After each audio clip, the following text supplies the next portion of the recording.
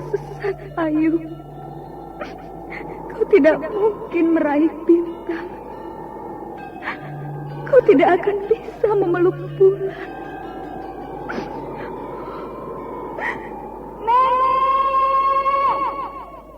Nenek Raga Runting! Ayu!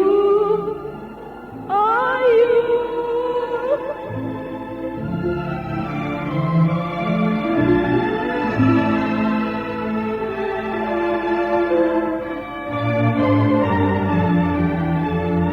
Sanggar Cerita dan Sanggar Prativi mempersembahkan Mahkota Mayangkara.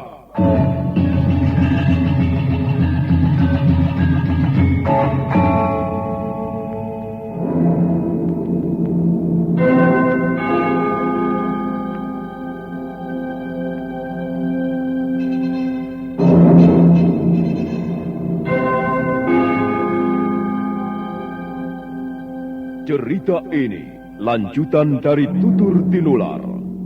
Kisah berlangsung pada zaman pemerintahan Prabu Jayanegara atau Kalagemet, Raja Majapahit yang kedua.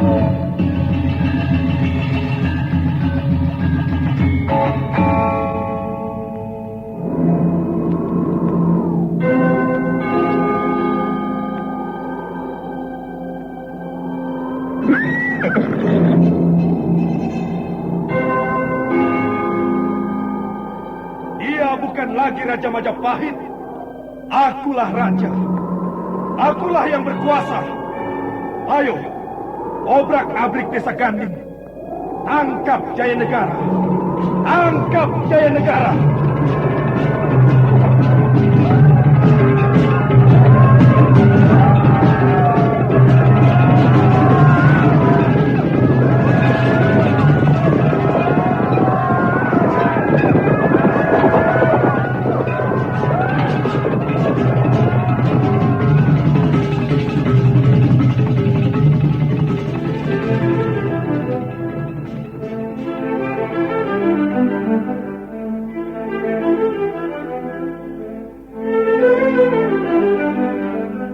Naskah ditulis dan diolah oleh S. Tijab, hiasan musik dan sutradara C. Ispriyonoka. Kali ini mengetengahkan episode ke-13 dengan judul Dinding-Dinding Hati yang Membaja.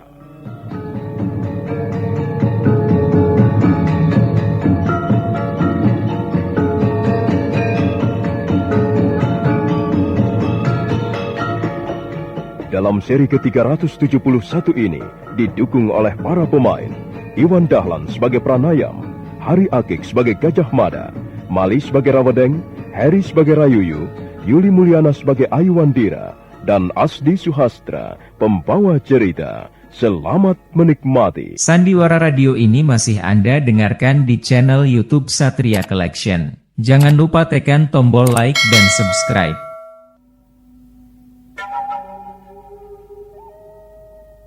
Pranayam telungkup di atas benteng bagaikan seekor kadal raksasa. Dia menunggu sesaat lamanya. Setelah melihat suasana aman, perlahan-lahan Pranayam merayap ke bawah. Dia turun dengan berpegangan tanaman menjalar yang banyak tumbuh di tembok benteng. Setelah sampai di bawah, Pranayam mengendap dengan hati-hati. Dia berjalan menuju halaman wisma kediaman Begal Gajah Mada. Tapi belum sampai dia bergerak terlampau jauh, sebuah bayangan berkelebat menyerang.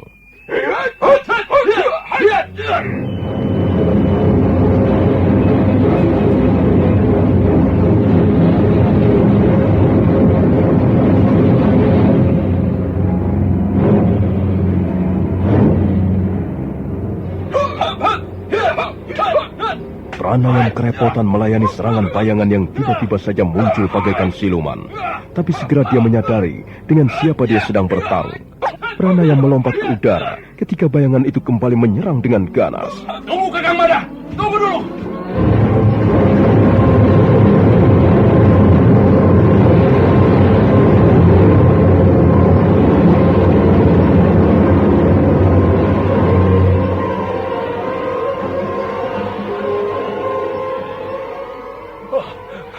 Tunggu Kakang Mada. Jangan menyerang lagi. Tunggu dulu. Apa yang kau lakukan di sini, prajurit? Mengapa kau keluyuran sampai kemari? Mengapa kau tidak berkumpul bersama teman-temanmu? Awas, aku tidak senang rumah tinggalku diamati orang. Tunggu dulu Kakang Mada. Kakang Mada? Siapa kau ini? Bukankah kau prajurit Majapahit? Aku terpaksa mengenakan pakaian prajurit ini, Kakang Mada. Aku mendapat kesulitan. Aku seperti mengenal suaramu. Apakah kau ini bekal Pranayam? Untung kau tidak segera merobohkan aku, Kakang Mada. Untung aku segera berteriak. Hadi Pranayam. Apa yang kau lakukan di sini? Bagaimana kabar Tuanku Putri Tunggadewi dan Raja Dewi? Nanti aku akan menceritakannya secara lengkap, Kakang Mada. Oh, Kakang Mada, lihat. Ada prajurit-prajurit ronda datang kemari. Kau tenang saja, Adi Pranayam. Biar aku yang menghadapi mereka. Memang benar, dari ujung lorong muncul 4 orang prajurit Majapahit. Mereka bergegas menghampiri Gajah Mada yang masih berdiri di depan pintu halaman rumahnya. Hoi, apa yang kau lakukan di sini? Oh, maaf. Rupanya Tuanku Bekal Gajah Mada. Kami mendengar suara orang ribut-ribut di sekitar tempat ini, Tuanku Bekal. Tak ada yang ribut-ribut di sini. Mungkin kalian salah dengar. Sungguh Tuan Bekal. Kami mendengar seperti ada orang yang sedang bertarung. Iya, kami mendengar suara orang berteriak-teriak. Dan kami juga mendengar suara pukulan, Tuanku. Sudah kukatakan, tidak ada apa-apa di sini. Lebih baik kalian segera memeriksa tempat yang lain. Tuanku Bekal, siapa prajurit itu? Dia prajurit Majapahit seperti kalian. Aku membutuhkan tenaganya malam ini. Sudahlah, kalian tidak perlu khawatir. Tidak akan terjadi apa-apa di sini. Lebih baik kalian segera pergi. Baiklah, Tuanku Bekal. Kalau memang tidak ada apa-apa, kami akan memeriksa tempat lain. Ayo. 4 orang prajurit ronda itu bergegas pergi. Pranayam tersenyum. Gajah Mada menepuk pundaknya. Dan mereka pun segera masuk ke dalam rumah.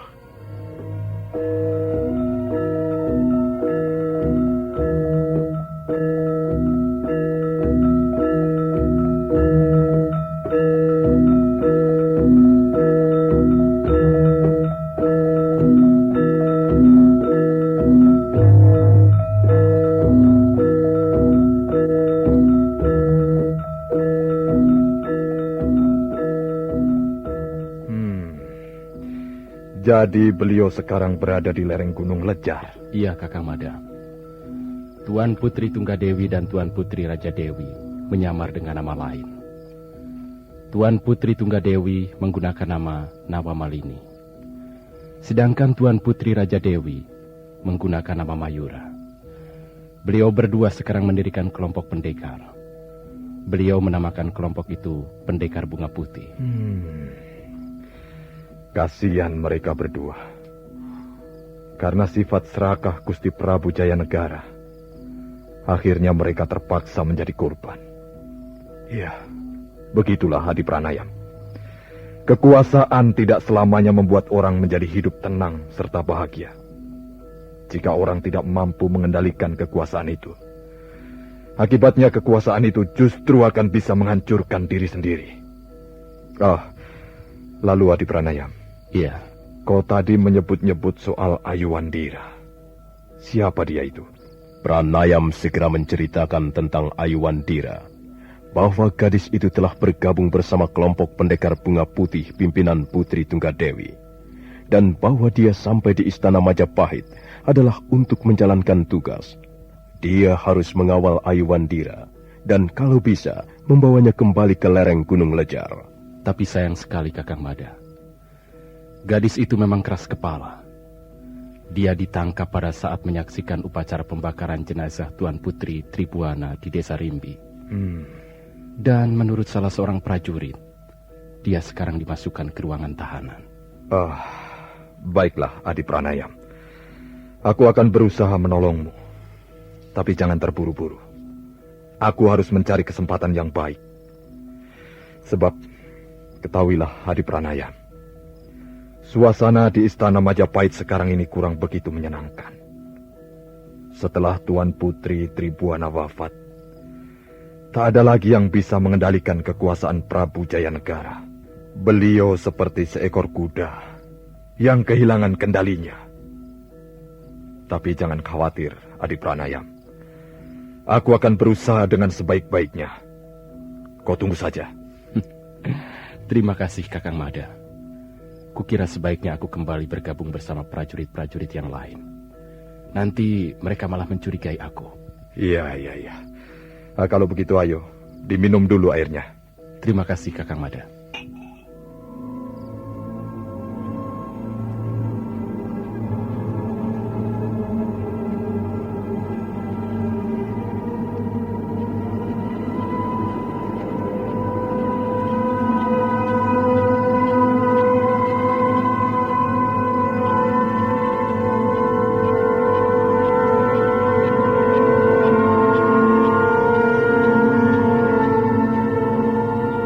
Pranayam bergegas melangkah meninggalkan halaman wisma kediaman Bekel Gajah Mada.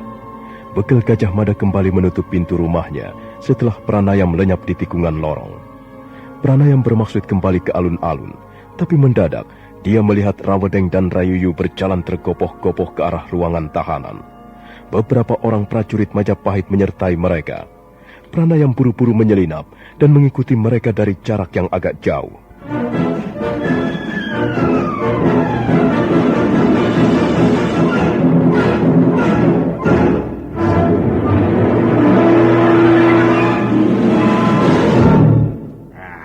Rupanya dia sudah sadar kembali, Rayuyu. Benar, Rawedeng.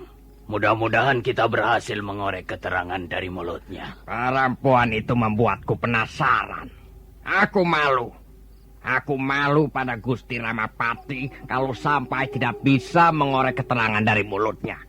Ayo prajurit, buka pintu ruangan tahanan ini, cepat.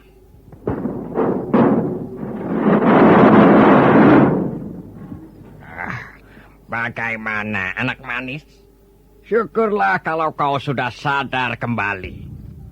Ayo Wandira, mungkin sekarang kau mau merubah sikapmu? Ya, kalau kau masih keras kepala, aku tidak akan segan-segan menyiksamu. Nah, kau lihat, aku membawa cambuk rotan. Kalau kau masih tidak mau berterus terang, kalau kau masih membuatku jengkel, cambuk rotan ini akan menyobek-nyobek kulitmu yang halus. Bagaimana, ha? Tuan Rawedeng, kau tidak bisa menakut-nakuti aku.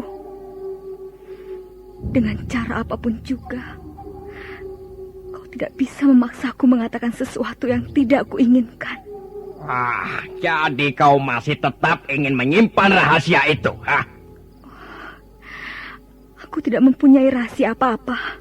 Kau tinggal mengucapkan sebuah kalimat. Katakan, di mana Cakradara dan Kudamerta bersembunyi sekarang ini? Hah? Katakan saja di sana atau di situ. Mudah sekali bukan?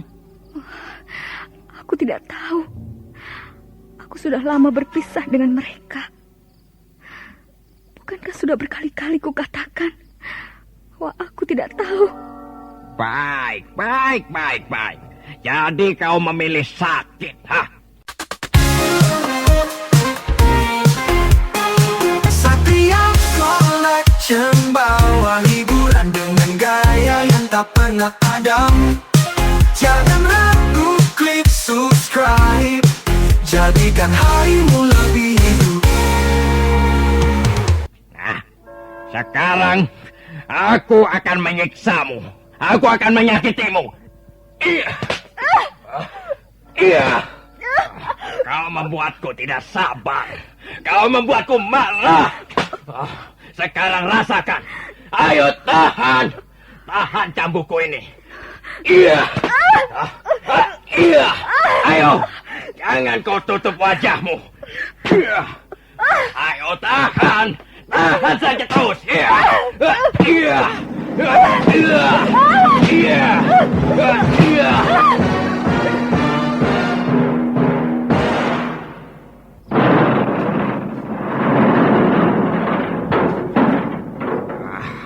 Belum pernah pernah aku lihat seorang perempuan keras kepala seperti ini. Hampir saja aku membunuhnya. Kau telah mencambuknya lebih dari 20 kali, Rawedeng. Jika kau terus mencambuknya, gadis itu benar-benar bisa mati. Bagaimana sekarang, Rayuyu? Sepertinya aku sudah kehilangan akal. Mungkin sebaiknya kita laporkan saja pada Gusti Ramapati, Rawedeng. Ya, besok pagi kita bawa dia menghadap Gusti Ramapati. Tangan-tanganku sampai gemetaran. Akhirnya Rawedeng dan Rayuyu bergegas pergi. Sementara itu Pranayam yang mengintai dari atap bangunan ruang tahanan ikut gemetar. Telinganya merasa sakit mendengar cerita Aiwandira. Pranayam menunggu sesaat lamanya. Setelah Rawedeng dan Rayuyu lenyap di tikungan lorong, barulah Pranayam melompat turun.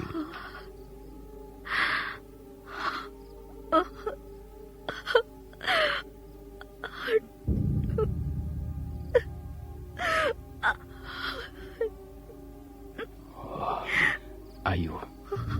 Ayu.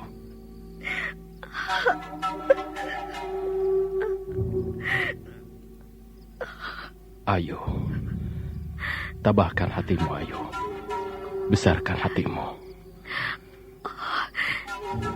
Siapa kau ini? Aku Pranayam. Sabar, Ayu. Aku akan berusaha mengeluarkanmu dari ruangan tahanan ini. Sabarlah. Pranayam. Ternyata kau masih mengikuti aku. Sampai sekarang. Sampai malam ini. Aku masih berusaha menjalankan tugasku dengan sebaik-baiknya. Sekarang tugasku menjadi lebih berat. Aku harus membebaskanmu dari ruangan celaka ini. Tidak usah. Pranayam. Pergilah. Kalau prajurit-prajurit itu menangkapmu, kau pun pasti akan disiksa. Mereka ingin mengorek keterangan tentang Tuan Cakradara dan Kudamerta. Kau tidak mengatakan apa-apa, bukan? Tidak, Pranayam. Aku akan menutup rahasia lereng Gunung Lecar, sekalipun harus menyerahkan nyawa. Kasihan kau, Ayu. Mereka telah menyiksamu. Mereka memukuliku dengan cambuk rotan. Kau jangan cepat putus asa, Ayu. Aku akan berusaha dengan segala macam cara untuk membebaskanmu. Aku sudah menemui Kakang Gajah Mada, dan dia bersedia membantu aku. Tapi kami harus mencari kesempatan yang baik. Tempat ini dijaga dengan ketat. Pranayam, kau tidak usah melakukan apa-apa untuk menolong aku. Aku sudah pasrah. Lebih baik kau segera kembali ke lereng Gunung Lecar. Dan tolong sampaikan salam hormatku pada Tuan Putri Tunggadewi. Juga pada Tuan Putri Raja Dewi. Dan tolong sampaikan sembah baktiku untuk Nenek Ragarunti. Tidak, Ayu. Aku harus berbuat sesuatu untuk menolongmu. Jangan, Pranayam. Usahamu akan sia-sia saja. Dan kalau sampai kau tertangkap, keadaan akan menjadi lebih buruk lagi.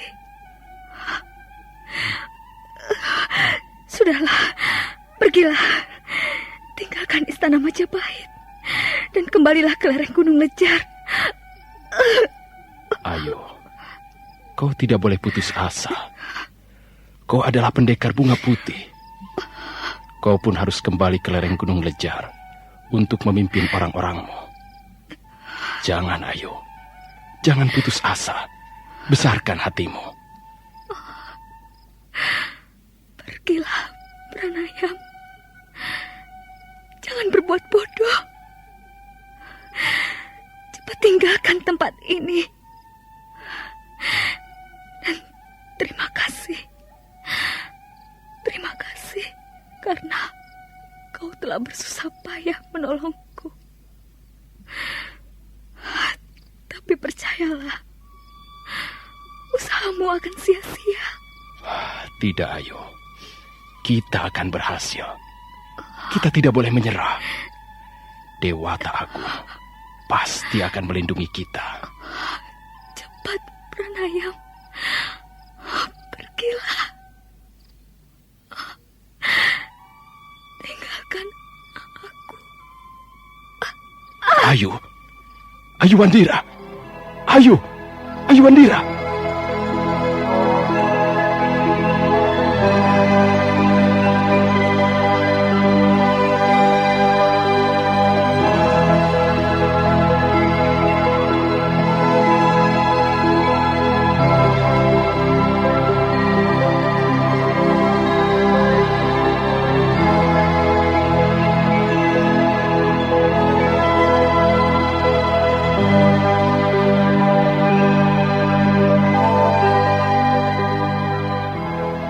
Pranaya menjadi cemas. Tiba-tiba kepala Ayu Wandira terkulai dan tubuhnya tergulir ke lantai ruang tahanan. Gadis itu sama sekali tidak bergerak sekarang. Pranaya menjadi kebingungan. Pada saat itulah beberapa orang prajurit Majapahit muncul dari ujung lorong. Buru-buru Pranaya melompat ke atap bangunan ruang tahanan. Oh, tadi sepertinya aku melihat ada bayangan di sini. Bayangan apa? Oh, bayangan orang. Sungguh. Aku melihat ada bayangan orang sepintas lalu. Kau jangan mengada-ada. Tempat ini dijaga dengan ketat. Tidak mungkin seorang pun masuk ke lorong ini. Gadis itu rupanya pingsan lagi. Apa dia benar-benar berbahaya? Dia kan hanya seorang perempuan. Semua orang yang dimasukkan ke ruang tahanan ini dianggap berbahaya. Sekalipun dia hanya seorang bocah. Sudahlah. Kita hanya ditugaskan menjaga lorong ini. Selebihnya bukan urusan kita. Prajurit-prajurit Majapahit itu berjalan mondar-mandir di sekitar lorong. Tak lama kemudian, mereka pergi lagi, dan ruangan tahanan menjadi sunyi senyap. Pranaya menarik nafas panjang. Bulan purnama tepat berada di atas ubun-ubun ketika Pranaya merangkak perlahan-lahan meninggalkan atap bangunan ruang tahanan. Sebentar kemudian, dia sudah melompat ke dahan pohon Brahmastana, dan selanjutnya bayangannya lenyap di balik dinding benteng istana.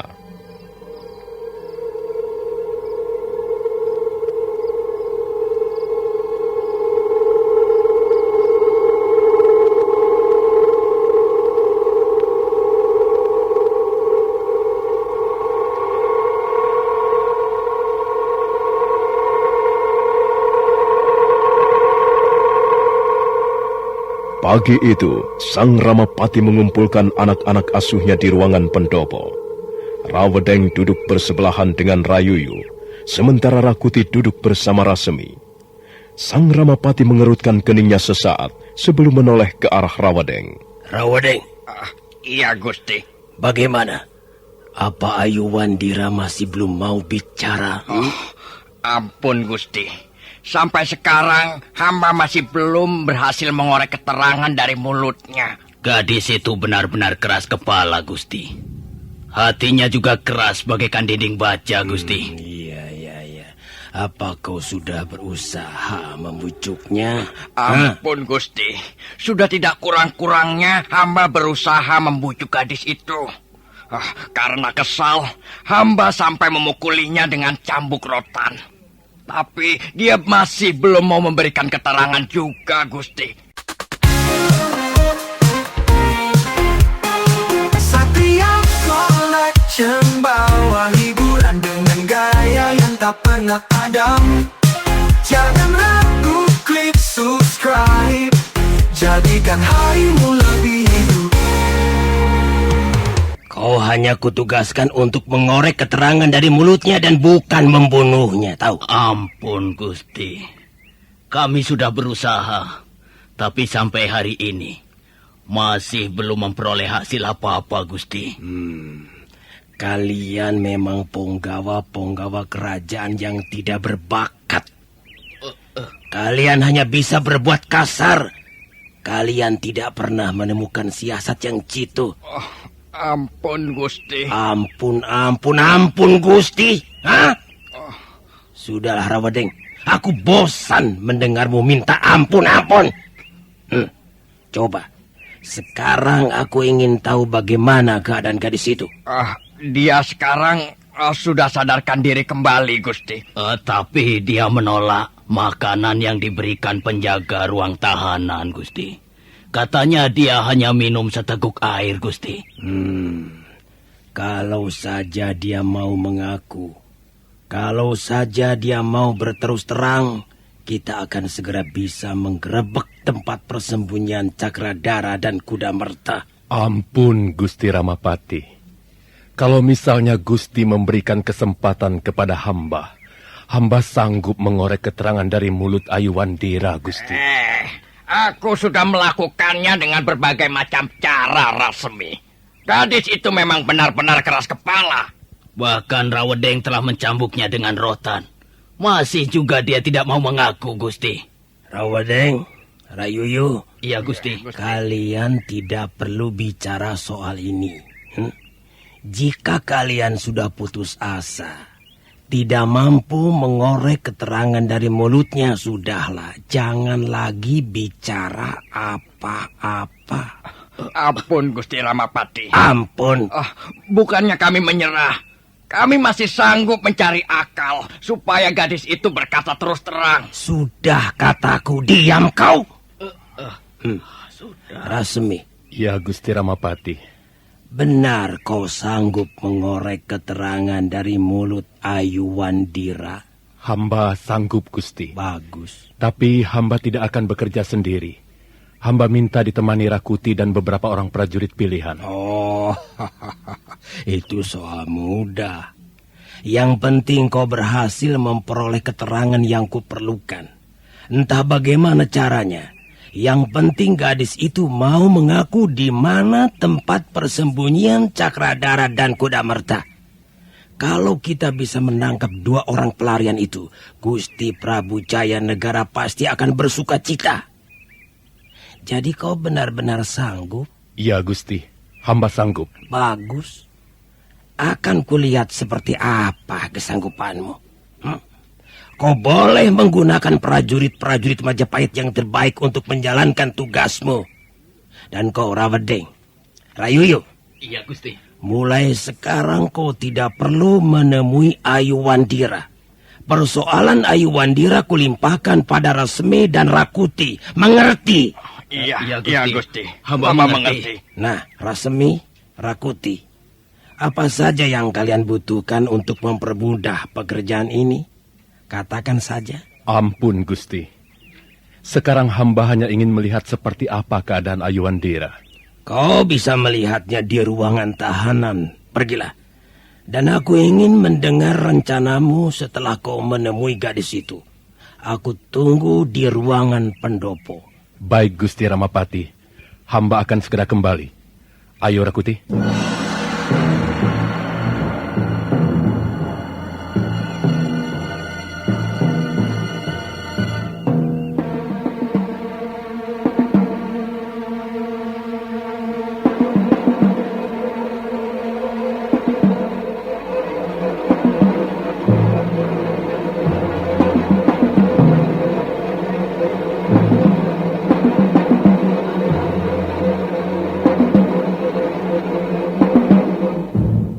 Rasmi dan Rakuti bergegas meninggalkan ruangan pendopo.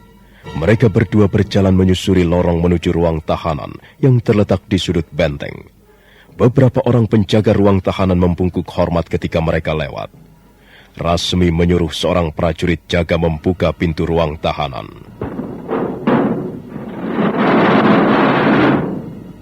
Rakuti, biarlah aku yang bicara. Kau tidak perlu mengatakan apa-apa. Kau berjaga-jaga saja. Rasmi, kau yakin akan berhasil membujuk gadis itu? Aku mempunyai cara untuk melemahkan hati orang, Rakuti. Kita lihat saja nanti. Rasemi melangkah perlahan-lahan menghampiri Ayuandira yang meringkuk di sudut ruangan.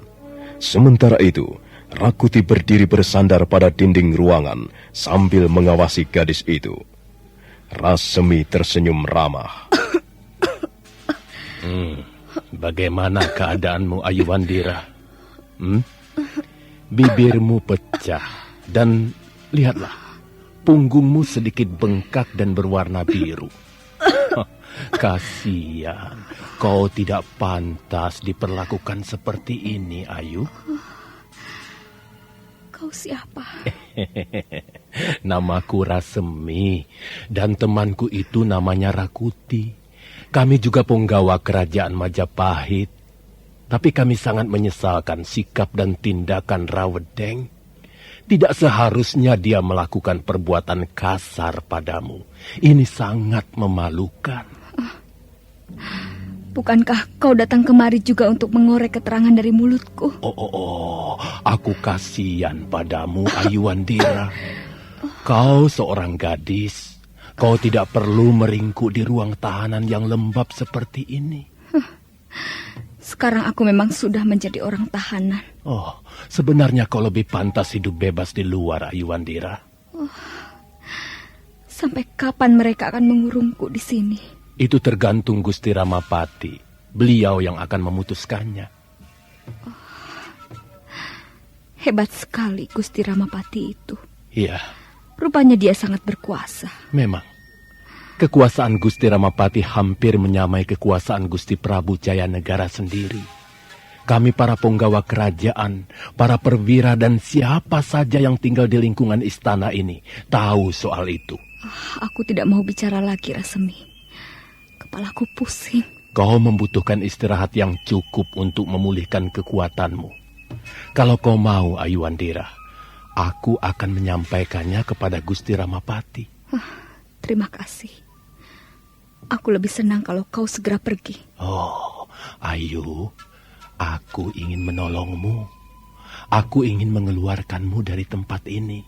Tapi kau harus membantu aku. Kau mau menolongku? Alangkah baiknya hatimu. Tapi bagaimana aku bisa percaya? Kau juga seorang punggawa kerajaan. Seperti Rawedeng dan teman-temannya. Sikap dan watakmu pasti tidak jauh berbeda. Kalau kau mau percaya kepadaku, semua akan berjalan dengan baik.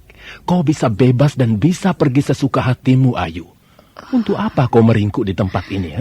Apa yang dipertahankan? Apa yang kau bela? Ayuandira, jika seseorang ingin melakukan sesuatu, maka dia harus berbuat perhitungan yang cermat. Kau boleh saja mempunyai pendirian, tapi yang paling penting ialah seseorang harus berbuat sesuatu untuk memperoleh keselamatan. Nah, seseorang harus berbuat sesuatu untuk bisa keluar dari kesulitan. Coba pikir sedikit saja. Sudahlah, Rasemi. Aku tidak bisa berpikir lagi. Kau tidak perlu bicara macam-macam. Pergilah. Ayuandira, sebenarnya aku ingin menolongmu. Tapi kau juga harus berusaha menolong dirimu sendiri. Ayu, benar kau tahu tempat persembunyian Cakradara dan Kudamerta? Tidak. Aku tidak tahu. Aduh, mengapa kau melindungi dua orang pelarian itu? Ini pekerjaan yang sangat bodoh, Ayu. Aku tidak melindungi siapa-siapa. Aku memang tidak tahu di mana mereka sekarang berada. Di mana kau bertemu Cakradara dan Kudamerta? Aku tidak mau bicara soal itu. Baiklah. Baiklah. Aku tidak akan memaksamu. Tapi ingat, Ayu. Kalau kau tidak berusaha menolong dirimu sendiri, ruangan ini bisa menjadi tempat tinggalmu untuk selama-lamanya.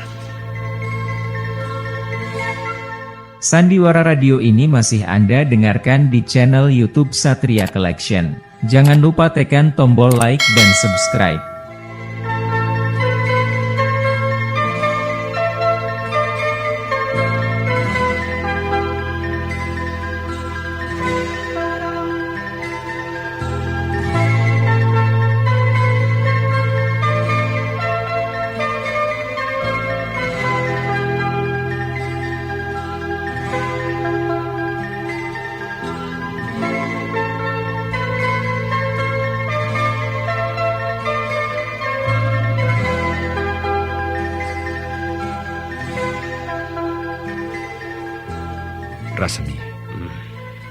Aku yakin dia tahu tempat persembunyian Cakradara dan Kuda Merta.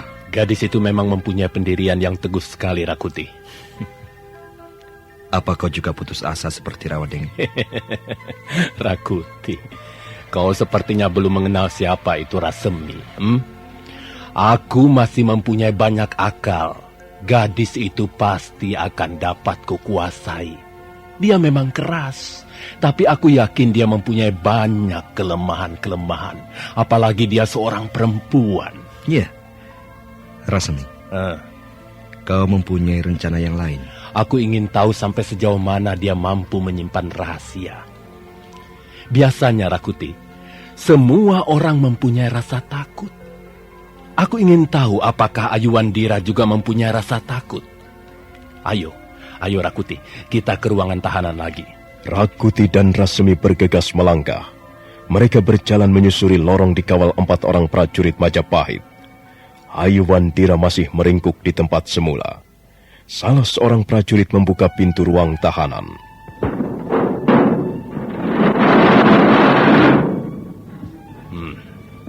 Ayuandira, aku kagum melihat sikap dan pendirianmu. Kau ternyata seorang gadis pemberani. Tapi sayang sekali keberanianmu itu telah kau sia-siakan. Rasemi, aku tidak pernah menyesali apa yang telah kulakukan selama ini. Kau seorang gadis dan kebetulan wajahmu cukup cantik. Ya, cantik. Dan biasanya seorang gadis sangat bangga akan kecantikannya. Apa benar demikian? Aku lelah. Aku tidak bernafsu untuk berbicara dengan siapapun juga. Aku lebih senang duduk sendirian di sini. Matamu bagus, rambutmu panjang mengombak, dan bibirmu juga bagus. Dan pipimu, pipimu halus sekali. Kau benar-benar seorang wanita cantik, Ayuandira. Sekarang dengar, bagaimana kalau tiba-tiba kau kehilangan kecantikanmu itu? Rupanya kau belum tahu apa maksudku? Begini, Ayuandira, kau lihat, aku membawa sebilah pisau yang sangat tajam. Bagaimana kalau misalnya ujung pisau ini menoreh pipimu yang halus itu? Kau tidak perlu menakut-nakuti aku, Rasemi. Jadi kau tidak takut kalau tiba-tiba wajahmu menjadi buruk seperti Gandarwa? Kau tidak takut? Pergi kau, Rasemi. Enyah kau. Nah, lihat. Wajahmu menjadi pucat sekarang. Aku tidak main-main, Ayuandira. Kau tidak akan segera mati hanya karena luka-luka di wajahmu. Kau masih akan tetap hidup. Tapi tentu saja kau hidup dalam suasana yang berbeda. Karena setiap orang akan berpaling darimu. Kau lihat Ayuandira. Aku akan membuktikan kata-kataku. Kau gila, Rasemi. Kau lebih gila dibanding Rawadeng. Bunuh saja aku. Ayo, bunuh saja Ayuandira. Tidak, Ayu, tidak. Kau masih terlalu muda untuk mati. Aku tidak akan membunuhmu. Gusti Ramapati juga pasti tidak akan setuju. Ayu, mari kita mulai permainan ini. Kalau kau takut, kau boleh memejamkan matamu. Tutup matamu dan ucapkan selamat tinggal pada kecantikanmu.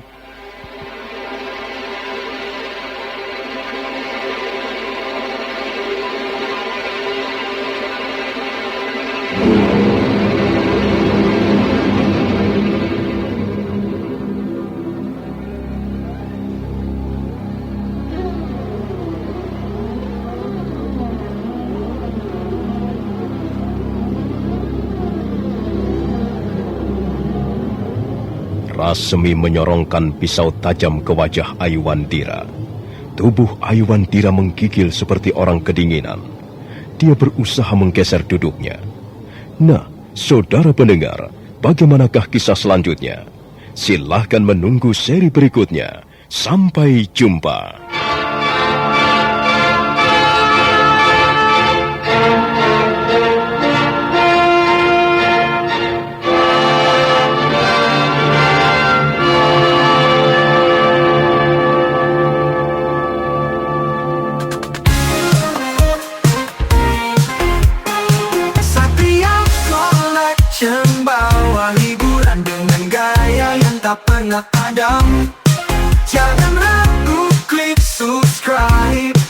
jadi